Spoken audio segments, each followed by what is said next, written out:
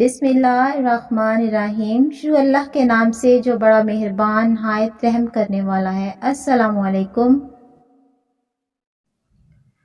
ابراہیم بن اسحاق کوتوال Baghdad کہتے ہیں کہ میں نے خواب میں دیکھا کہ حضرت محمد صلی اللہ علیہ وآلہ وسلم فرما رہے ہیں کہ قاتل کو قید خانے سے رہا کر دے۔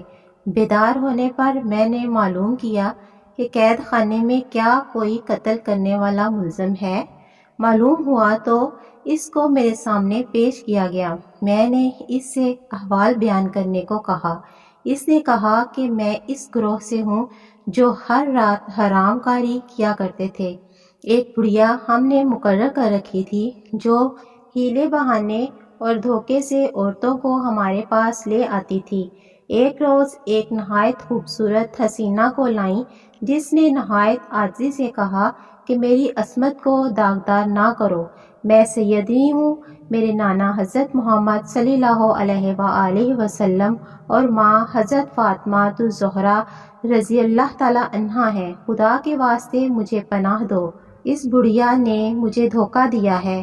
میرے دل پر اس کی باتوں کا اثر ہوا مگر میرے ساتھی بگڑ گئے اور کہنے لگے کہ تو ہم کو فریب دے کر اس کو حاصل کرنا چاہتا ہے۔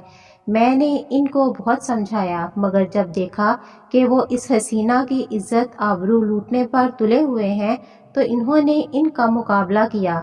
چھری میرے ہاتھ میں تھی اور میں زخمی ہو گیا، لیکن اس سے ان کو جو اس لڑکی کی ادھار کھائے بیٹھے تھے قتل کر ڈالا۔ میں نے اس لڑکی کو اشارہ کیا، وہ ہمیں لڑتا ہوا دیکھ کر چپ چاپ چلے گئی۔ شور و غل سن کر لوگ جمع ہو گئے۔ خون آلود چھری میرے ہاتھ میں اور ایک لاش دیکھ کر سپاہی مجھے گرفتار کر کے لے گئے۔ کوتوال نے یہ واقعہ سن کر کہا کہ اللہ تعالیٰ اور رسول اللہ صلی اللہ علیہ وآلہ وسلم کی راہ میں نے تجھ کو رہا کر دیا۔ اس کے بعد اس ملزم نے توبہ کی اور وہاں سے چلا گیا۔